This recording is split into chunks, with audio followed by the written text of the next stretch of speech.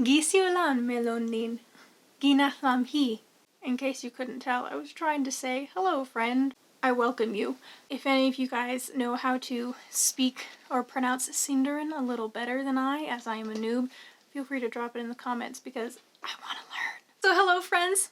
Hello lovely wine dabblers. Welcome back to Wine Reform.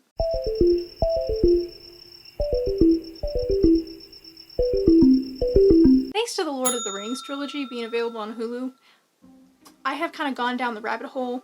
After watching the trilogy, I decided to revisit Tolkien's writing. Now, I haven't read any of his work since late middle school, early high school. It's been a while, but I decided to pick up The Hobbit again. I read it with a fresh perspective. Something that didn't resonate with me back when I was a young teen and resonates with me now is Tolkien's poetic descriptions of food and, most importantly, wine. And the first wine that stuck with me is thus. Now, I'm gonna open it up and I'm gonna read to you guys. There stood barrels and barrels and barrels, for the wood elves, and especially their king, were very fond of wine, though no vines grew in those parts. The wine, and other goods, were brought from far away from their kinsfolk in the south, or from the vineyards of men in distant lands. It must be a potent wine, to make a wood elf drowsy. But this wine, it would seem, was the Heady vintage of the great gardens of Dorwinion, not meant for his soldiers or his servants, but for the king's feasts only, and for smaller bowls, not the butler's great flagons. The wine of Dorwinion brings deep, pleasant dreams. So there we go. That is the first wine from Middle-earth that really caught my attention. And I think it's because it had such a great descriptor. Tolkien really took the time to explain the importance of the wines, not only because, you know, the wine cellars, it was a really important point in The Hobbit, but I think he just had an appreciation for it himself. So I picked out a few descriptors that help me pinpoint something equivalent to what they have in Middle-earth. And those are potent, heady, and meant for smaller bowls. So right away, I narrowed it down to a few fortified wines: Madeira, cherry, vermouth, and port. Based on what I've read so far, it sounds like the wood elves kind of enjoy little bits of, you know, luxury and fun where they can get it. And to me, that really meant enjoying a food and drink with more body and more flavor. Based on this alone, I kind of felt it unlikely that the wood elves would be drinking straight vermouth. It felt a little bit too sharp for their liking, not something that you can kind of share at a feast or a banquet. It's something that you just sip very slowly, which I get the feeling when they were sharing things at a feast or a banquet, maybe they intended to sip slowly, but they certainly didn't end that way. Sherry felt more accessible, therefore it kind of felt a little less luxurious than what the wood elves, especially the Elvenking, would have been drinking. And Madeira seemed a little bit too exclusive and particular for Tolkien to mention it, or rather, it felt too niche. So that leaves me with port. Due to a political move less than a century prior to Tolkien writing, I'm talking about the French Revolution, Englishmen lacked access to their usual fancy French wines, and they turned to trade with the Portuguese, thus igniting their love for port. If you're interested in learning more about this really neat cultural shift, I highly recommend checking out Claret is the Liquor for Boys, Port for Men: How Port Became the Englishman's Wine, 1750s to 1800s by Charles Ludington. I will link to the paper through JSTOR in the description. So port really seemed to fit the bill. There are three distinct styles of port. There's ruby port, tawny port, and the more elusive white port. Because white port feels a little bit more elusive, I decided we're not going to look at that one, and instead we're gonna look at ruby port and tawny port. So what is port? Port wine is a sweet fortified wine from the Upper Douro region in Portugal. And if it's not from this region, you can't call it port. Port is typically a blend of several different vintages, and it's also a blend of red grape varieties from that area. So what does it mean for a wine to be fortified? Port wine undergoes the same winemaking process as other reds. However, near the end, they add a neutral grape spirit. The grape spirit will kill the yeast, and this stops the fermentation prematurely, which results in a sweeter and more alcoholic wine. The wine is then left in barrels to age. And also, fortifying the wine, not only does it kill the yeast to stop fermentation and allow the wine to be sweeter, it also helps the wine keep longer. Think of port as something that has a shelf life somewhere between a bottle of wine and a bottle of brandy. All right, I mentioned that I'm going to be looking at ruby port and tawny port. Based on what I know about these two kinds of ports, a ruby port tends to be sweeter, a lot more berryful, and a lot younger. A tawny port is something that ages a lot longer, and it's allowed to interact with a little bit of air. And this interaction with air causes some oxidation, which actually is the reason for that tawny color. Not only does it change the color, it also introduces some really fascinating flavors, nuttiness, coffee flavor, or even a bit of caramel. Like I mentioned, white port's very niche, so we're not going to talk about that today. So today, we are going to try a ruby port and a tawny port to determine which one was most likely the Heady vintage of Dorwinion that the Elvenking favored so greatly. I went to my local liquor outlet and I got 2 ports. So the first port that I picked out was a small bottle, because I don't like to waste, of Graham's 6 Grapes Reserve Porto. And this is a ruby port. And the second bottle I picked out was a Taylor Fladgate 20-year tawny port. It's been aged for a while. It's been aged for 20 years in a barrel. So, because this was a smaller bottle, because I don't like to waste, I only spent $7.49 on the bottle. And for the tawny port, I spent $45.99 before tax. That's a lot more money. However, granted, it was aged almost as long as I've been alive, so I'm gonna consider that not bad for what I'm getting. Okay, I am excited. Something else I forgot to mention, another reason I chose a fortified wine is because when it was mentioned that these wines were for smaller bowls, if anyone's ever seen a dessert wine being poured, you typically don't pour it in a wine glass like this. The glasses reserved for fortified wines and dessert wines are typically they're a lot smaller because you don't drink as much. So I'm gonna go ahead and I'm gonna open W&J Graham's Reserve Porto, and then I'm going to also open my Taylor Fladgate 20-year tawny Porto. I'm gonna pour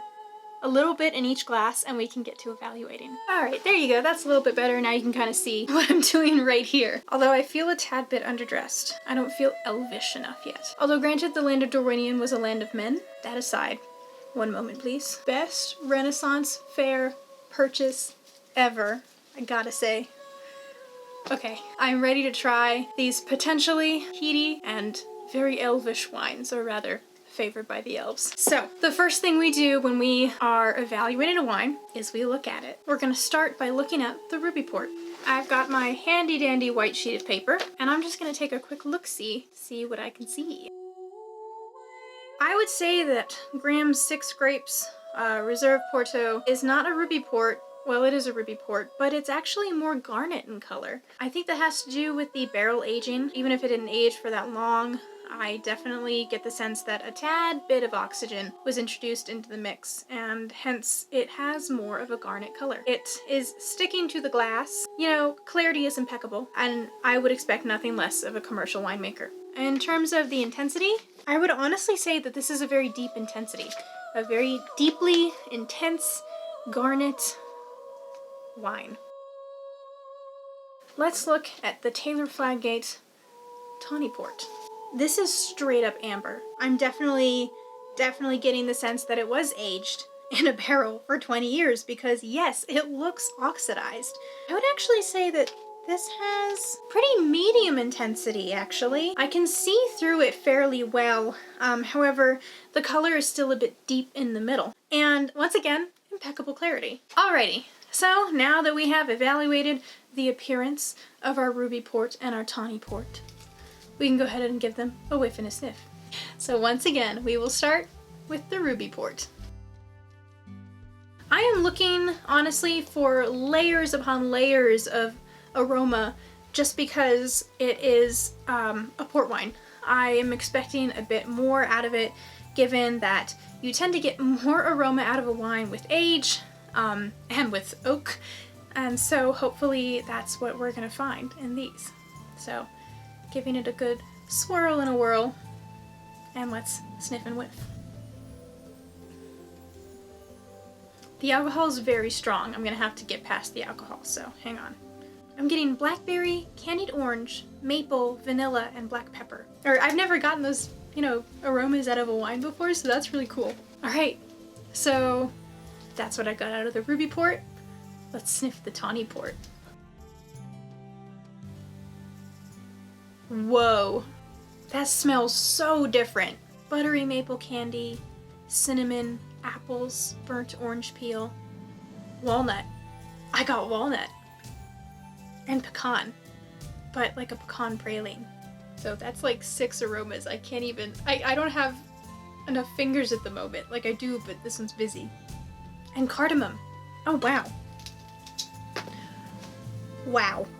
I got so many aromas out of that little bit of tawny port. That was impressive.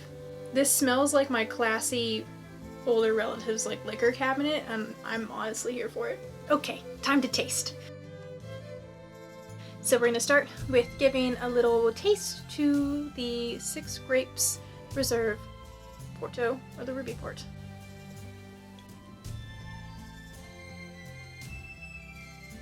Wowie. What a sensation. That's sweeter than a lot of things that I drink. Like I normally drink dry wines, but I should have expected it. I know ports are sweet, but dang. Cherries, a berry compote, mulling spices, and a hint of orange. In terms of flavor intensity, I would say that's a really intense flavor. It's also got a really long finish, and it is so high in alcohol, I can feel it. I mean, what is the alcohol? Oh, yep, that'll do it. It was very heavy bodied, a little syrupy on the tongue. In terms of the tannins were so low, they were so soft. So now it is time to go ahead and give a taste to our tawny port. Introduce a bit more oxygen, as if it didn't have enough in it already. I mean, look at that color. And then we're gonna go ahead and give it a taste. Wow. Okay, the tawny port. Wow. I could taste everything I smelled. Everything. The burnt orange peel, the cardamom, the pecan praline, the buttery maple candy, the apples, baked apples, and the cinnamon. It was amazing. I could taste all of those things kind of all at once. The flavor was, again, like the Ruby Port, very intense flavor. And again, like the Ruby Port, long finish. The alcohol was so high, I could feel it warming my mouth, 20%. Once again, tannin, practically undetectable, and a heavy body. I should also mention that these are port wines. They were both sweet. I would highly recommend getting one of those dessert wine glasses and pouring yourself a proper serving of port if you ever plan on drinking any, because it's intense. In terms of what I would pair them with, I think they would both go really well with desserts. For the Ruby Port, I would definitely pair it with vanilla ice cream or a light fluffy sort of angel food cake or cheesecake. For the tawny port, I would pair it with cheesecake, with pie, or any sort of like baked Alaska, or just desserts that really have like a lot of buttery heaviness to them. So then the real question is, which one would the Elvenking of Mirkwood drink?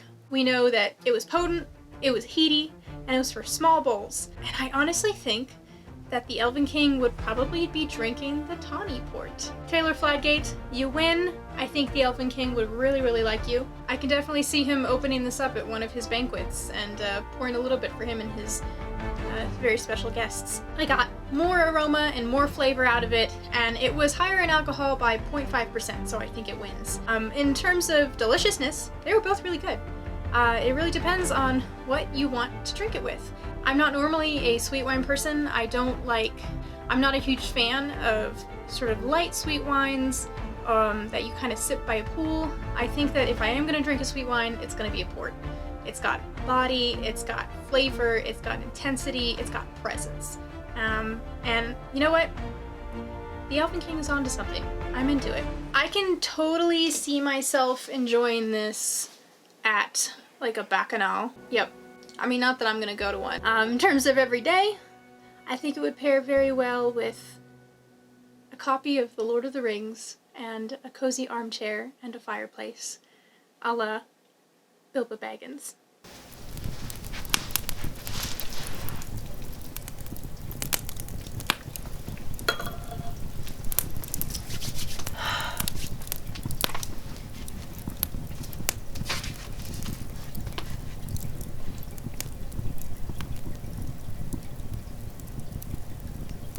So, with that being said, Guden Glasui. Thank you for joining me for this episode of Wine Reform, and the first episode of, I guess, delving into wines of pop culture. There will be more to come, trust me. If you could not tell, I like to read.